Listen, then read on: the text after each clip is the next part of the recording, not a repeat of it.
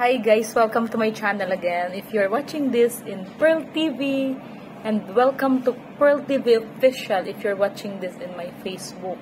And ayun nga guys, I have a very good news to share with you.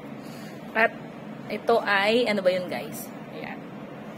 Nandito ako ngayon guys sa office and the topic that I would love to share with you is pagkakitaan nyo guys. If you would follow my advice. Okay, so ano yung guys?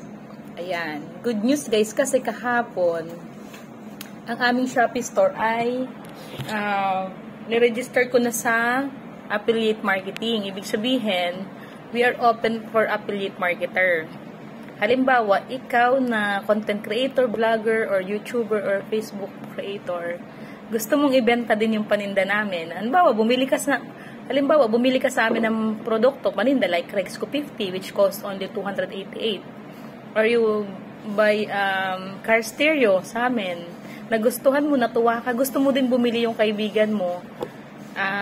Gusto mo din kumita at the same time.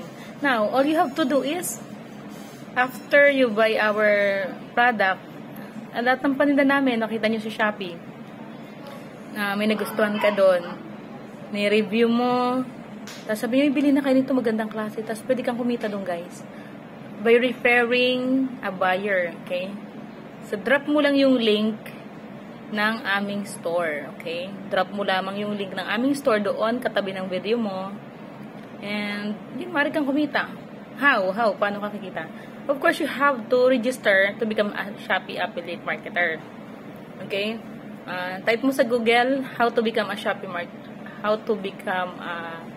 Shopee affiliate. Okay? So, alam mo na kay Jackparts, ito yung na-drop ko na link. Lahat ng paninda namin, na-set ko na yung guys, na pwede kayong kumita once nag-refer kayo. Once may nag-click sa binaba nyo. Okay? Mamamonitor naman yun ng system kung sino yung nagbaba. At papasok yun sa bangko nyo once nakakota kayo. Okay?